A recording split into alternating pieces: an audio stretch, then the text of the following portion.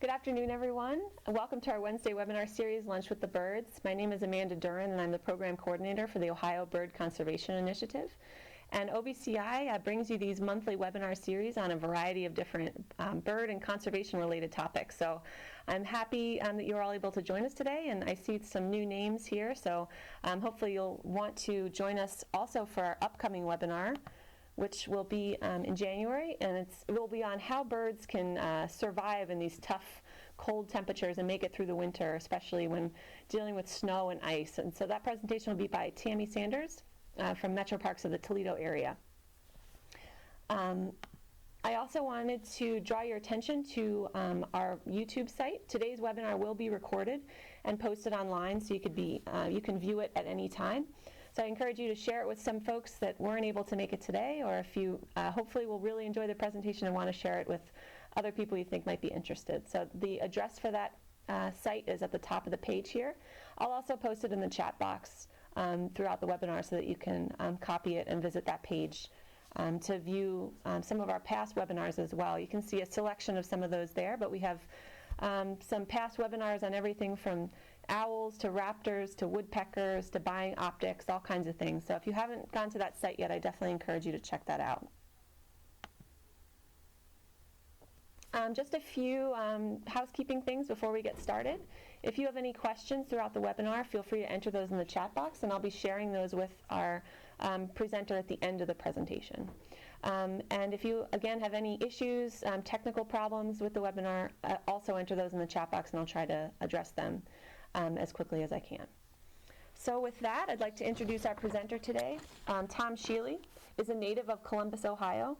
Tom has held an interest in all things natural, living or inanimate, ever since he can remember. Much of his free time growing up was spent in the woods and a field camping, fishing, hunting, mushrooms, watching and photographing wildlife, and exploring the natural world with his dad and granddad.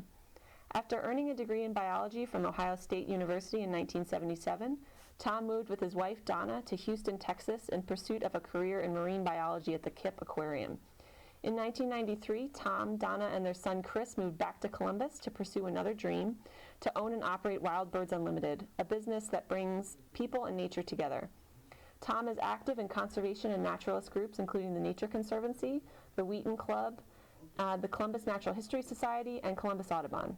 Tom is an avid photographer and still spends his free time much as he did at an early age, chasing the light and enjoying the wild side of life. I also want to point out we have here that his store is located on Riverside Drive in Columbus, and since this was put together, he's since moved to a new location. So I will post that in the chat box for anyone who's interested, but the location of the new store is at 6654 Sawmill Road, just south of 270 in Columbus. So with that, I will turn it over to Tom.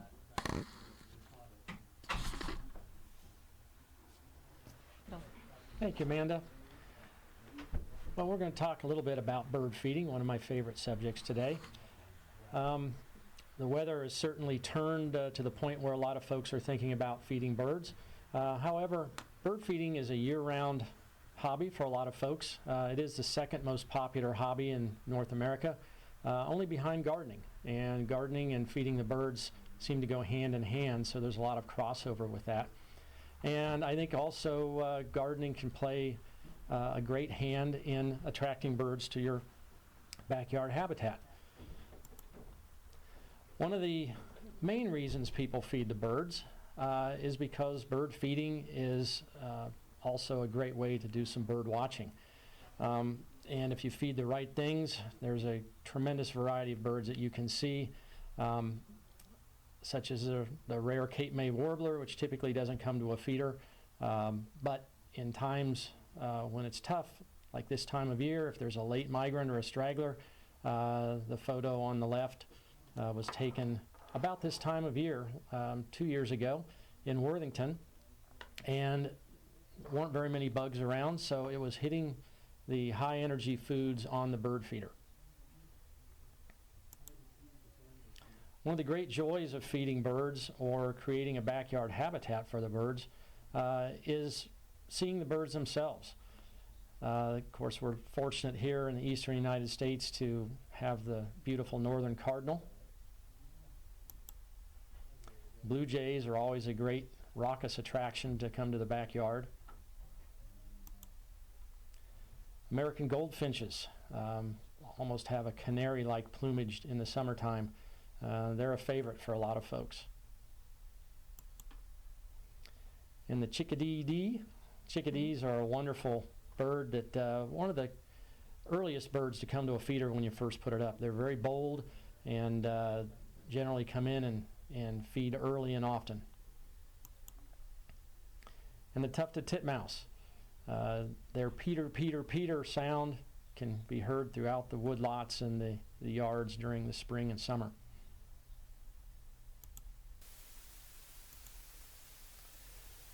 Well, there are certain things that all living things need, and birds are no exception. To make the most of attracting birds to your backyard, you want to have the full repertoire of what they need to survive. And that's not only food, but water, shelter, and nesting sites. We can plant throughout the year. I generally encourage, if you want to create an overall habitat that will continue to attract birds throughout the year, that you think about landscaping with native plants and shrubs that will provide shelter and food for the birds on an ongoing basis. One of my favorite perennials is purple coneflowers. They're beautiful during the summertime, and they're great for attracting a wide variety of butterflies. And then as they go to seed in the fall and winter, they're a wonderful late fall throughout the winter snack for goldfinches, chickadees, titmice. I do recommend that you don't deadhead these, but leave those seed heads on throughout the winter, and the birds will visit them off and on as needed. Many species besides birds will also benefit from gardening for wildlife. This is a stand of black-eyed Susans that I've left up. And you can see the bird tracks and the small animal tracks where during a tough time after a snowfall, they've come in and fed on those high-energy seeds that are left over. There's also a number of shrubs that you can plant that provide tremendous landscape beauty and also are very functional for the birds. One of my favorites is a serviceberry. There's 50 to 60 different species of birds that love to eat these plump fruits in the summertime. It's almost a sure way to attract cedar waxwings if they happen to be in the area.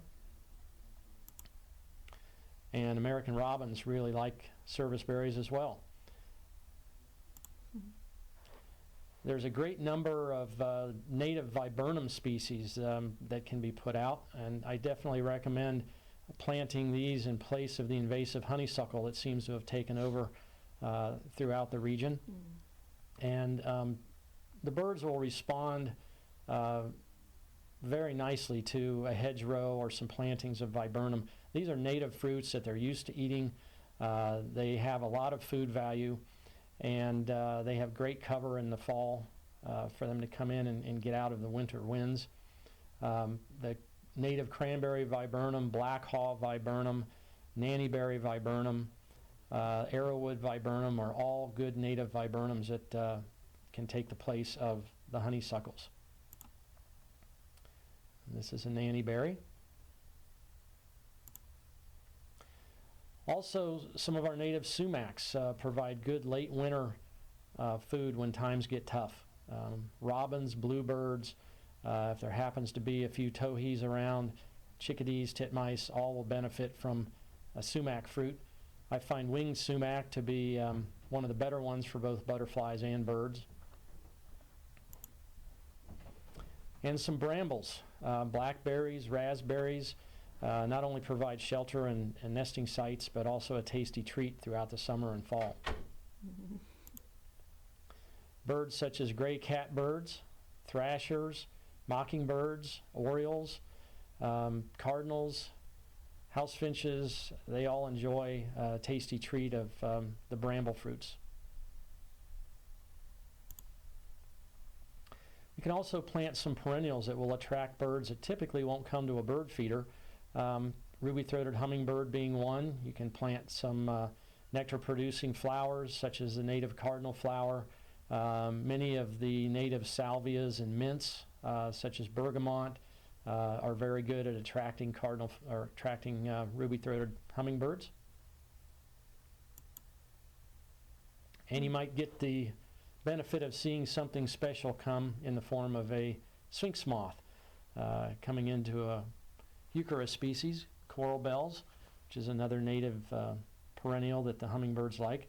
This is a little day-flying moth that often gets mistaken for a hummingbird, but if you see antennae, you know that it's not a hummingbird. It's a sphinx moth. Now this is a sample setup. This is one of my bird feeder setups outside of the house, and just to show a variety of foods that I've put out to attract a variety of different birds. You're going to see a common theme throughout the talk about what I call feeding responsibly. That is putting out foods that are equal to or greater than the food value of what's available in the wild. You want to be responsible, put out the correct types of foods that will give the birds the proper nutrition and get them through those cold nights and give them energy throughout the day. This setup has got sunflower chips, which is sunflower seed with the hull removed, peanuts, and suet, all high energy, high fat, high calorie foods that are very beneficial for the birds.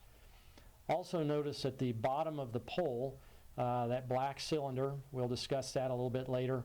If you don't want squirrels and raccoons to get into your bird feeders, that's one of the integral parts of setting up your bird feeding station. Now, bird feeders can be as simple as just an open tray. It doesn't get any simpler than that. It invites anything to come in to feed. If you have it on the ground, you're not only going to feed birds, but just about any critter that may be able to access it. You can also mount these on a pole. The beauty of these is that certain birds that are large-bodied or that don't like to be underneath domes and enclosed in other types of feeders will come to these very readily, such as blue jays, cardinals, and possibly the occasional red-crowned parrot. Wow. This is at a friend's house in South Texas, so it just goes to show you that if you put out bird food in whatever region, if you put the right foods out, you can attract whatever the region can offer. Hopper feeders are a great classic design. They allow you to put out several pounds of food at one time, and the hopper continually feeds the food out where the birds can access it. The one feature I would look at in a hopper feeder is to make sure you have perching space about 2 to 3 inches out from the hopper itself. That allows birds such as cardinals to perch and easily feed. There's certain birds that just can't handle a short perch, and that may be a defense against having larger birds come in on certain feeders. And we can use that to our advantage with starlings and grackles and doves and other large-bodied birds. Short perches can preclude them from coming to the feeder. But in most cases, if you want cardinals, you need to have a 2 to 3 inch perching space to allow them to come in. The beauty of a hopper feeder also is that they will dispense just about any type of food. Those seed mixes that have nuts and fruits in them can dispense out of a hopper feeder just fine. The other basic design is a tube feeder. These are very durable, lightweight, generally a little less expensive, and they can be hung just about anywhere.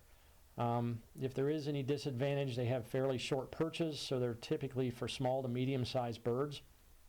But the addition of a tray accessory to the bottom of the tube will offer a much larger perching area if you want to bring cardinals and some of the larger birds into the tube feeder. Just a couple of design setups to show you a basic pole setup.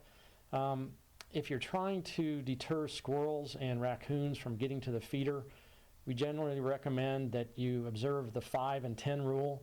And that is you need your feeders at least 5 feet off the ground so that you can put some kind of a cylinder or cone-shaped squirrel baffle on the pole. Squirrels can jump about 4 to 4.5 feet. So you want to be sure and have the feeders up high enough so that you can mount the baffle high enough to prevent the squirrels from jumping over it. Raccoons aren't quite as athletic, but they are long and can stretch out. So the baffle that's shown on these feeder setups is an extra long one, at least 24 inches, and that will do a good job of helping to keep the raccoons from reaching up and pulling themselves over the top of the baffle. The other part of the equation in the 5 and 10 rule is, in order to prevent the squirrels from leaping onto the feeders from some other jumping off point, such as a shrub or a tree or a deck rail or a roof, you need to have your feeder at least 10 feet out in the open without anything else in that 360-degree circle. The squirrels, once they figure out they can't climb the pole, will start testing the limits of your boundaries. And if they can get a running start on a branch or a fence, they can launch themselves 8 to 10 feet and just bypass the baffle altogether and jump onto the feeders.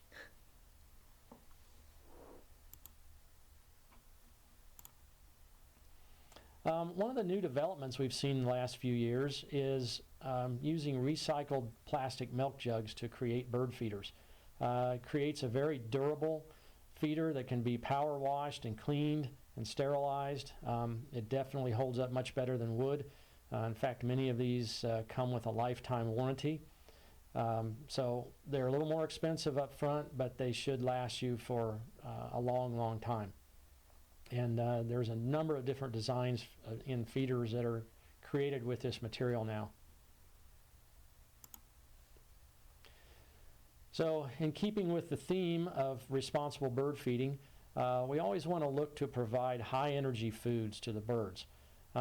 In seed form, that typically means oil sunflower, striped sunflower, sunflower chips, safflower seed, Niger seed, a variety of nuts such as peanuts and tree nuts, suet, which comes in cake form, pellet form, and dough cylinders. And you can also, with specialty feeders, put out insects such as live or dried mealworms, waxworms, and crickets. As I mentioned before, in order to see some of these unusual and untypical birds coming to your feeders, generally you have to feed the types of food that provide the energy and and simulate what they eat in the wild. There are several species of warblers that can come to a feeder. Usually we see that in the spring or the fall when insects have either not started to emerge yet or have dropped off due to frost or late season. They will substitute high-fat foods such as peanuts and sunflower hearts and suets. Also birds such as pine siskins, which come down from the north when we have a finch invasion in the wintertime. They like high-energy foods such as Niger seed and sunflower. These are some of the basic ingredients that I would recommend looking at for a feeding station. White millet, I usually, in this part of the country, I don't recommend a white millet mix more than about 25%. It's got a good amount of protein, but not a lot of high-calorie energy ingredients like fats. And so we recommend having it. It's great for sparrows, for some of the winter finches. Doves like to eat it. In the summertime, we may see an indigo bunting and a few other small birds coming to it. But typically, we want to go with the oil-based seeds, such as oil sunflower, safflower, Niger seed, and then the nuts and the suets. These are typical blends. There are a number of different seed blends. I know in our store we have formulated about 10 different blends that incorporate different seeds and different ratios. And that's so that you can customize your feeding option for your particular habitat. There are a lot of different habitats that will attract different types of birds, and it's good to try and customize the type of food that you put out to attract the types of birds you're likely to see in that habitat. So one of the options to look at, which would matter to you as a landowner or homeowner, would be do you want to have the seed shells getting on your patio or on the ground. There are several different no mess and no sprout varieties of seed available. You can feed just straight sunflower chips, which is fine. I've got a couple of feeders that I use straight chips in and get a great variety of birds with that. Or you can get a blend. We have one called No Mess Blend, which has some peanuts, sunflower chips, and a little bit of hulled millet. That won't sprout, so later on in the spring, you won't get that grass-like millet sprouting. Also, it doesn't leave any mess behind, and typically the birds tend to eat it at the feeder and don't throw it out on the ground as much. Another example of a good seed blend, especially for the winter time, would be this choice blend I have a photo of. It has a mixture of nuts and safflower, striped sunflower, oil sunflower, and sunflower chips. So all those high-calorie, high-energy seeds which are so good for the cold weather. And that's a really good mix to put in your feeder this time of year. Just some examples of types of feeders that you can put out. This is a mesh feeder, which really feeds a tremendous variety of birds. Small birds such as finches and siskins can cling right onto the mesh there. Also, there are a variety of perches that the larger birds such as cardinals, grosbeaks, blue jays, woodpeckers can all sit at and feed comfortably. And you never know this time of year what you'll get coming to those high energy foods. A couple of years ago we had a tremendous invasion of winter finches. Red crossbills, white-winged crossbills were seen quite frequently in Ohio. This was just in Dublin, not too far from my house. A neighbor had a pair of red crossbills that stayed for the better part of the winter and came in and fed on sunflower chips and little bits and pieces of suet that he chipped up and put in a tray. Also, during migration, in the springtime and in the fall, we see a variety of birds coming and going from the south to the north and vice versa. One of the birds that we typically see coming through Ohio in good numbers, usually in late April and May, is a rose-breasted grosbeak. They simply love sunflower seed. So if you have sunflower in the shell or sunflower chips, it's a great way station for them to stop, grab a bit of high energy food to get them fattened up and on their way again. This is the male of the rose-breasted grosbeak. Goldfinches are a real popular bird to feed in this part of the country. They go through a couple of molts each year.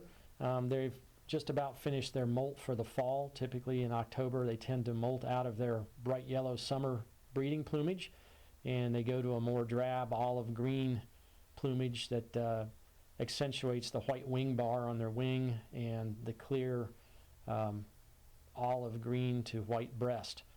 Now they typically like high oil based seeds such as Niger seed, which goes under a trade name of thistle. Thistle seed really is not thistle seed. In other words, if you put out Niger, you're not going to get thistles growing from that particular seed. They may show up in your yard for other reasons because it's a very invasive windblown seed. But this Niger seed is actually cultivated over in Asia. The best seed comes from India, and when it's brought into the country, it runs through a sterilization process so that when we put it out in our yards, and for the birds, it does not sprout, but it does provide a very good high energy food resource for small birds such as finches and chickadees. Finches will also eat sunflower seed quite readily. Nuts, I think, are one of the most underrated foods to put out. They're very high in fat and calorie content, and we see a lot of different birds coming to nuts. Peanuts is probably the most readily available. You can get them in the shell or out of the shell. And also coming on strong in the bird feeding industry now are tree nuts. These are showing up in a lot of mixes that we can put out to provide a wide variety of food resource for the birds. Nuthatches, appropriately named, love to feed on nuts and cash nuts throughout the fall. This is our local resident, the white-breasted nuthatch. And the red-breasted nuthatch, which in good years for us, bad years for them up north, if the pine crop is failing or the pine nuts are undersized or just not plentiful enough, we'll start to see red-breasted nuthatches creeping further south looking for food. There's been a few around this year, although it hasn't been a great eruption yet of the red-breasted nuthatches coming down this way. Woodpeckers of all varieties like to eat peanuts. Typically peanuts out of the shell are what you'd want to feed them. And blue jays, notorious for loving peanuts. And they will eat peanuts in or out of the shell. And this seems to go across the board for all the blue jay, or all the jay species in the United States. We have our resident blue jay, Florida scrub jays, of course down in Florida, green jays down in South Texas, all will go through hoops to get peanuts if you put them out. A great high-energy food that can be fed year-round but is particularly valuable in the wintertime is suet. Suet typically is made from rendered and refined beef fat, and it is often mixed with other ingredients to provide a little extra food resource for the birds. Although you can feed just a cake of what we call simply suet that has no ingredients in it other than just plain suet. And woodpeckers, chickadees, nuthatches, titmice, and even bluebirds, robins, and a few other mockingbirds. We see some of them come in the wintertime. When the going really gets tough, suet is a very easily digestible, high-energy food resource for the birds. Suet can be fed in cakes, which will slip into a variety of designed feeders just for cakes, or it can be fed in cylinder form, which can fit into a variety of feeders that will accommodate cylinder-type foods. Just a quick note on these two woodpeckers, they're lookalikes. The downy and the hairy, they often share the same habitats. The hairy has a longer, more chisel-like beak and has the much more prominent hairy tips around the base of the beak. Also, if you look at the edges of the tail feathers, you'll have the on the hairy woodpecker they're clear white, and on the downy woodpecker you'll see some black speckling. That and the size differences. Downy woodpecker is about a 6-inch bird, and the hairy woodpecker is about a 9-inch bird, blue jay size. Red-bellied woodpeckers, one of our more common, larger suburban woodpeckers. They love the suet cylinders, and they'll also eat just about any other type of suet and nut offering you can put out there. And in lucky habitats, the large river bottoms, large woodlots with mature trees, there are still some populations of pileated woodpeckers. They are not a typical feeder bird, but they will come in to suets and nuts and a food product called bark butter. And they do like to have a much larger feeder. You'll notice the long suet feeder with the extra partition down below. We call that a tail prop that allows the woodpecker to comfortably land and prop his tail in a natural position to feed. You'll find that the larger woodpeckers are much more comfortable and will stay much longer on a feeder if there's a tail prop or a large enough surface area for them to perch in this manner. One of the new food products that's come out the last couple of years is a product called bark butter. It was actually developed by Jim Carpenter. His formula is being processed and put out for commercial consumption, and it is a fantastic food. We've logged in over 160 species of birds throughout the United States that feed on this. The bark butter itself, which comes in a tub, can be easily smeared on a tree trunk or a board.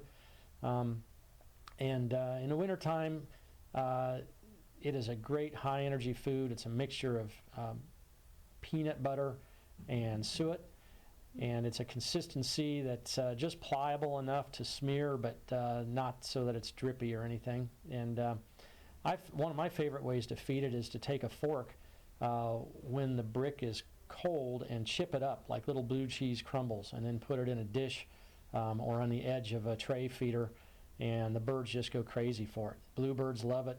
I see catbirds, mockingbirds, robins, all of them come in for that.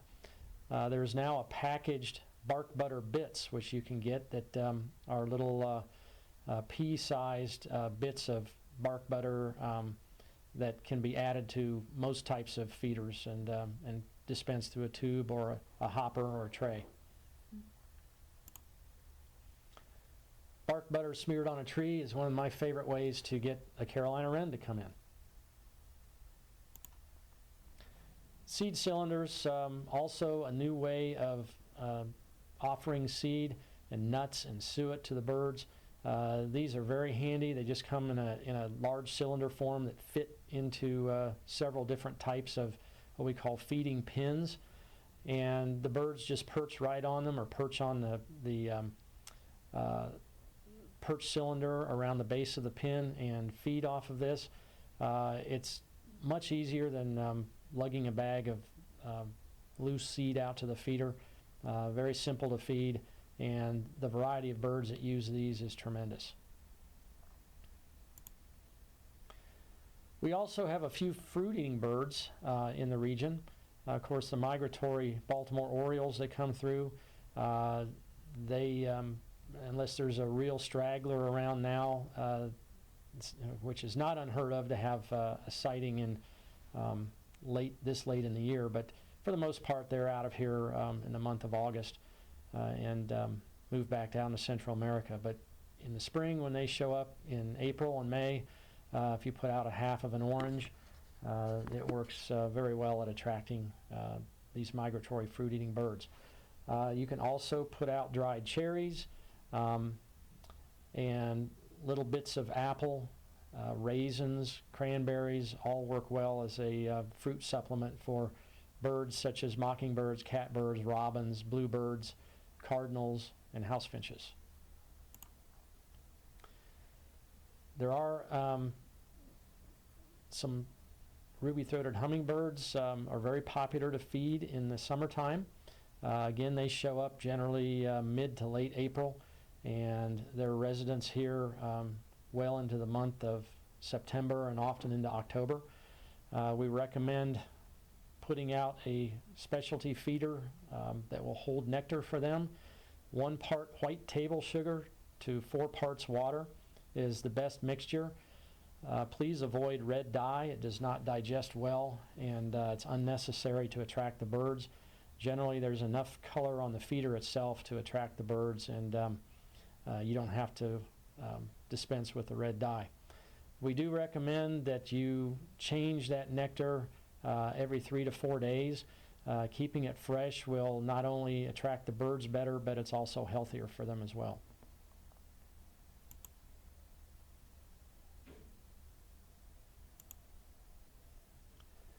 And if you're lucky, you might get a ruby-throated hummingbird to nest nearby. A great way to help that is to plant the perennials we talked about earlier. Get some hummingbird attracting perennials that will bloom throughout the summer. Hummingbirds pay a lot of attention to that when they're setting up nesting territories. And then keep your feeder fresh and full throughout the summer so that they can supplement their diet with some nectar from the feeder. Insects can also be offered as food. Again, if you set your yard up to have some native plants and perennials and do not dispense with the sprays to control insects so much, that will attract a lot of insects, which will also in turn attract a lot of birds. And then you can supplement with dried or live mealworms or waxworms in some kind of a tray or glass dish feeder to attract a variety of insect-eating birds such as titmice, chickadees, nuthatches, bluebirds, robins, and even the occasional wren and vireo. Eastern bluebird is very popular bird to set up housing and food for throughout the region. They respond well to mealworms, although we do caution to use mealworms in moderation. Use them as a supplement and not as a main diet. I like to put a little pinch out during the morning and afternoon so that they have some if needed, but it also encourages them to forage on their natural foods as well. And mockingbirds, they love mealworms as well. There are a better population of mockingbirds than most people realize in the region. They've been expanding their range, and we're seeing more and more of them throughout the suburbs, and anywhere there's some brushy areas, evergreens, and hedgerows and creek sides. They love those types of areas. There are a number of feeding options if you're worried about the mess and food that might hit the ground and attract unwanted critters. We do recommend some tidy dining feeding options. The seed cylinders that we mentioned before, the seed and nuts are held together with a gelatin, and the birds actually have to pick and pull the seeds out of the cylinder. That means that much less food hits the ground. Suet cakes are the same way. The birds actually pick and pull their mouthful of food directly from the cake. The no-mess seeds, which doesn't require cracking of shells, generally that doesn't lead to a lot of sorting and throwing by the birds as much, so we keep a lot more of it in the feeder. We can also put devices such as trays under the feeders, which will help to catch any seed that gets knocked out and then give a secondary area for the birds to perch and feed. Also, feeding fruit and nectar and insects is a great way to control how and where the feed is dispensed. Now, just a little bit of housekeeping. Since we are into the winter time, every time we get snowfall or ice storm or some kind of weather event, be sure you check your feeders and make sure that the ice and snow hasn't blocked the free flow of food. This is a pretty typical site. In fact, just a couple of mornings ago, we had a site just like this with several inches of snow on the feeders. And we recommend that you get in with a small whisk broom or a putty knife or even just your glove and whisk away the snow and ice from the feeders. A flat-bladed screwdriver works well to clear the seed ports on the tubes. I also like to broom away the snow from underneath the feeder so that any food that gets knocked to the ground doesn't just bury in the snow. It gives the birds a chance to find it and feed under the feeder on the ground. Also, adding weather guards such as clear plastic domes over the top of tube feeders is a great way to keep the food free of ice and snow and give the birds a nice place to get out of the weather and feed. Also, if you have a tray or a fly-through feeder, one with a roof over it works very well. I recommend that generally speaking, in the wintertime or any time that the weather is cold, you want to make sure that the feeders have food first thing in the morning and late in the afternoon so that the birds can get a high-energy meal right after they get up in the morning and just before they roost for the evening. Of course, we see odd things when times get tough. Something we've noticed, kind of a phenomenon in the last 10, 15 years, is a lot of robins are staying in the more temperate areas, such as Ohio and throughout the Midwest. They're not pushing really far south in the wintertime like we've seen in years past. We think that's a little bit attributed to some of the climate change we're seeing, but I think also due to the widespread honeysuckle invasion, there's a ready source of food throughout the winter on these honeysuckle plants that kind of keep these birds around. They feed readily on the honeysuckle and also the ornamental plantings that have been put out with crab apples and so on. There's a lot of food, and with the milder winter weather, they don't have the pressing need to press further south. So we do see robins hanging around in the winter, and when times get really tough, you may get a robin that kind of takes over the feeder and can be a bully at times. And this is one that was on my feeder last year that stood guard and chased anybody else that wanted to come off the tree and come into the feeder. It's amazing how aggressive they can be when they want to be.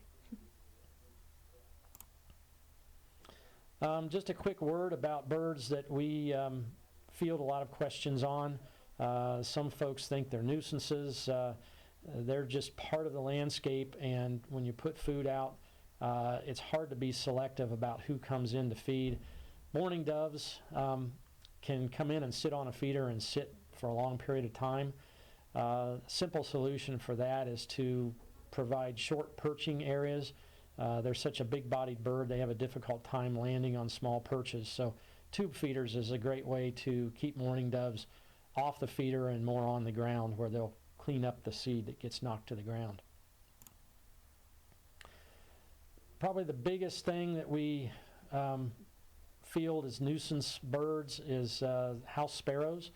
They can come in large flocks, and they have a habit of throwing seed out of the feeder all over the ground, which is fairly typical of flocking birds.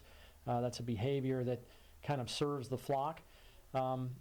There's a couple things you can do for them. Again, use the types of foods that they can't throw around, like seed cylinders and suet cakes and seed cakes. Also tube feeders and feeders with small perches and small openings where the house sparrows can't perch and cling and reach in and get the food is another way to help keep them off of those feeders. And there's a couple of foods that they don't seem to like quite as much.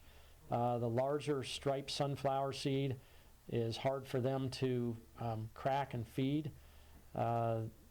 Safflower seed works to some degree, although I find that they can adapt to feeding on safflower once it's offered.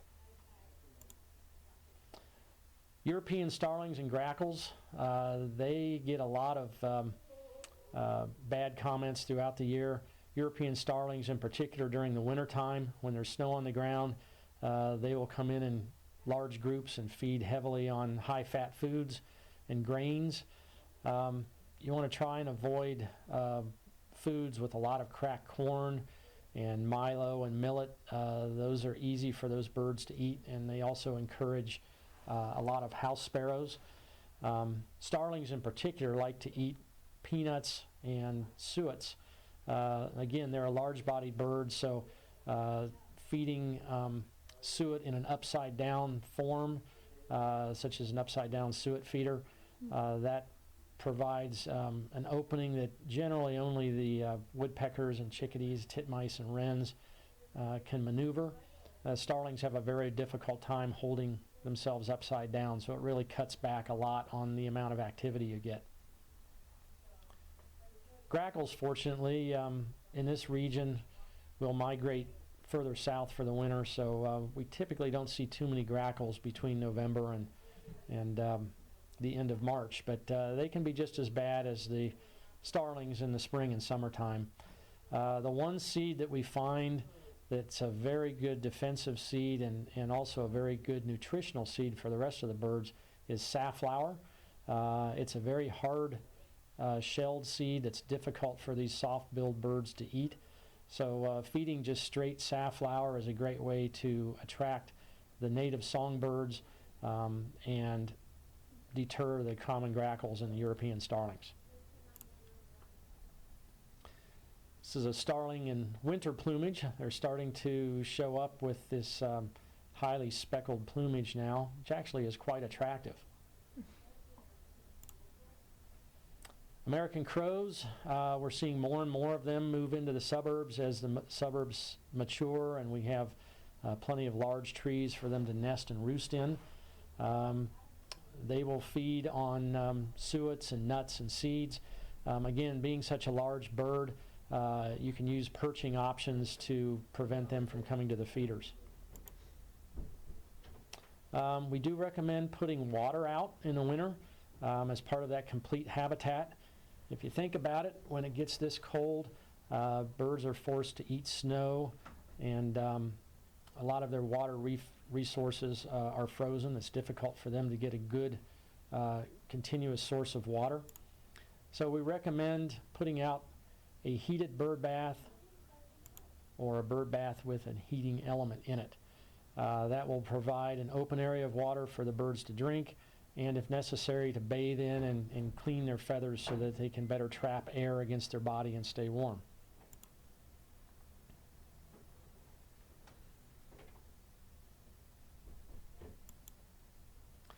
Also, there's a few things you can do to provide some shelter for the birds in the winter. A brush pile is one of the easiest things that you can do in a back corner or a sheltered area. If you have a lee area in the wind alongside one side of the house or behind some evergreens, piling up some brush, raking a few leaves into it so that there's a little bit of a windbreak. Evergreens, if you plant a couple of evergreens, that will also provide a good windbreak during this time of year. Planting native trees and shrubs and hedges. The brambles we talked about earlier, they will also provide some good areas to get out of the wind and provide a snow break. And also some snags. If you have an old dead tree, maybe cut the branches off that might fall later on and leave the trunk up. That's utilized by a lot of birds to not only to build homes but also provide shelter. Putting these types of shelter out can provide places for many of the sparrows. We have quite a few northern sparrows that come down into this region this time of year. White-throated sparrows, fox sparrows, white-crowned sparrows, the juncos, and many thrushes migrate through the area late in the fall and again in the spring, and they like these brush piles and these hedgerows. Snags are good places for owls and a number of cavity nesting birds, such as a prothonotary warbler. Now, the warblers are prothonotarians typically are a water's edge bird, but there are a number of cavity nesting birds that will use woodpecker cavities after they've been abandoned by the woodpeckers, such as bluebirds, chickadees, titmice, flycatchers, nuthatches, tree swallows, house wrens, wood ducks, some of the non-natives such as house sparrows and starlings, and the great crested flycatcher is the one which is a typical cavity nesting flycatcher that would use a woodpecker cavity. Now we can simulate some of these cavities in the winter by providing a winter roost. There's a couple of ways you can provide artificial roosting sites in the winter for the birds to get out of the cold and have a warmer place to stay during the night hours. You can actually get a winter roost box, which is convertible from a winter roost to a nest box in the summer just by flipping the front panel. The winter roost typically has the access hole on the bottom so that the heat can rise up into the top, and we can put some roosting perches inside the box, and that allows several birds at one time to sit in the box. You can also leave out your nest boxes from the previous year. I would recommend cleaning them out. There's a lot of research to that effect. I like to err on the side of caution and clean those boxes out and make sure that any parasites might be removed. And if you put anything back in the box, I generally like to let the birds do that. But if you do put something back in, stay away from cotton and lint and dryer lint, things like that. that might hold moisture. You're better off with dried leaves and small twigs, things like that, that will not hold the moisture in the box if the birds use that. There are also some small woven grass roosting pockets that are available now that can be hung out. I like to place these in hedgerows and in the shrubs themselves to give a little added protection.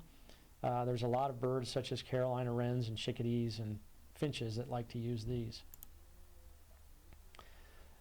Now finally, before we end our talk, just a quick word about some of the things that may show up if you do put a bird feeder out. Generally in a habitat, if there's a food resource available, there's a variety of things other than birds that might want to take advantage of it. The squirrels and raccoons, deer, all will feed occasionally on bird food if they can get to it. You may see some predatory birds show up that would like to feed on the birds that you're attracting to the bird feeder. This is just a natural circle of life, and the two most common bird predators that we see in the backyard feeding stations are Cooper's hawks and sharp-shinned hawks. They both look very similar. Sharp-shinned is a smaller hawk, usually about 11-12 inch size, has a squared off banded tail, whereas the Cooper's hawk has a rounded tail and is a larger bird, about a 16-inch bird. Cooper's hawk is probably the most common bird that raids the backyard bird feeding habitat. We might also see an owl show up perching on a fence row or in a tree branch, not necessarily after the birds, but possibly after chipmunks, squirrels, and other small critters that may come around to the bird feeder. And of course, the number one denizen that we get the most comments on and questions is, how do we keep squirrels out of the feeder? Well, a lot of folks like to feed the squirrels, and they enjoy the antics and the crazy stunts that the squirrels do. There are a variety of ways you can keep squirrels out of a feeder. The two squirrels we most commonly see, the gray squirrel and the red squirrel, typically we can keep them out with a variety of squirrel-resistant feeders.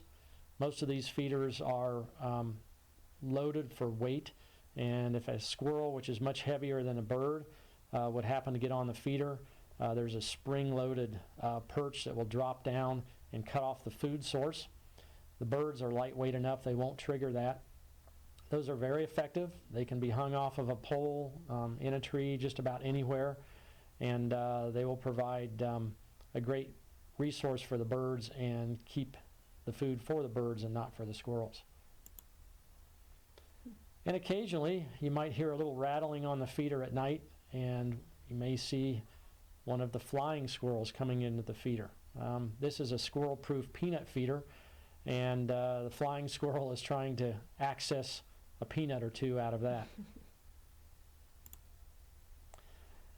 And as a final word, as you're building your backyard habitat to provide food and shelter for the birds year-round, I do encourage a pesticide-free habitat if at all possible.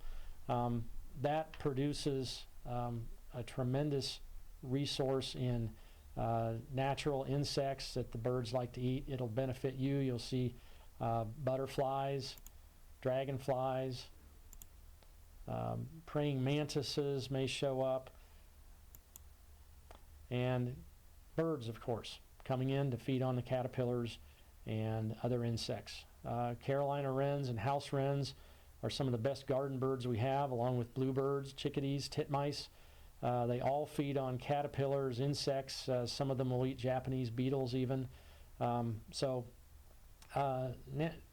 natural and going native are great things to aspire to if you can do it. It'll reap rewards and dividends for you in the long run, and you'll see a much more vibrant community for the birds and the insects, leading to a greater enjoyment of your backyard. Thank you, and happy bird feeding. Great, thank you so much, Tom. In addition to being a wealth of knowledge about bird feeding, Tom is also, as you can see, a very skilled photographer. So on top of everything else, I loved seeing all of your beautiful photos throughout the presentation. But now, if you have any questions, please feel free to enter those in the chat box. And we have just a few minutes here to take advantage of Tom's expertise. We have a couple comments and questions here that I'll read.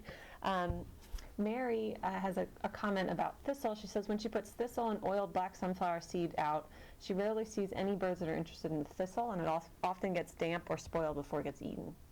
Yes, and that is not uncommon. There's a couple of trends that we've been seeing the last few years, and that is that typically the birds that once fed heavily on thistle have been converting, whether they're learning to feed on sunflower seed, or whether there's just more sunflower being offered out there for them to feed on. But we're seeing goldfinches feeding very heavily on sunflower chips, seeds that we didn't see them feeding on quite as much in years past. So yes, I agree with your assessment. We're hearing more and more about birds not feeding as heavily on the Niger seed. Niger is a very volatile seed, and it has a short shelf life. Generally in the feeder, if it sits out there for very long and goes through 1 or 2 wet cycles, it will deteriorate to the point where the finches won't like it anyway. So I find that if you're going to feed Niger, you may want to look at putting a weather dome or some kind of a cover over the feeder to keep that seed dry. Also clean the feeder out frequently. Nature of those Niger feeders, since they have such small openings to prevent that seed from falling out, they get very little air circulation. So the food can go moldy or get stale very quickly.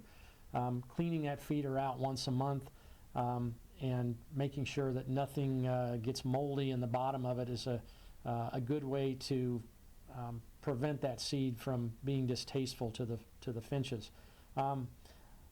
Another note is if you're seeing the finches going to the sunflower seed and eating more and more from the other feeders, it may be that the finch feeder just isn't going to provide them what they need at this point, and you might want to back off of the Niger seed and just let them eat at the other feeder. We've seen that with finches the last couple of years, and it seems to be a trend that's ongoing. Sylvia has a question about feeding bluebirds in the winter. Do you have any advice about winter feeding for bluebirds? Yes. Well, again, you want to look at high energy. Bluebirds feed very heavily on insects and fruits. So we recommend using palatable foods such as the chipped up bark butter or suets. You can also use mealworms, either roasted or live. This time of year, they'll go to either one since the insects are mostly dormant that they find anyway. They're much more adaptable to feeding on the roasted mealworms. I would mix it up for the bluebirds, make sure that they're getting a variety. Generally, any one food source isn't going to give them fully what they need. So look at mixing a few dried mealworms in with your seed mix, and look at feeding sunflower chips, bark butter, or take a suet cake and take a fork to it and chip little flakes and pieces off. Some of the suet cakes have berries in them, blueberries and blackberries, things like that. Those are good suet cakes to use. They kind of have a berry flavor to them that the bluebirds seem to like. Be sure and offer your foods in a container that the bluebirds can access. They're a thrush, and they don't typically like to get into tight spaces. So an open dish or an open tray works very well.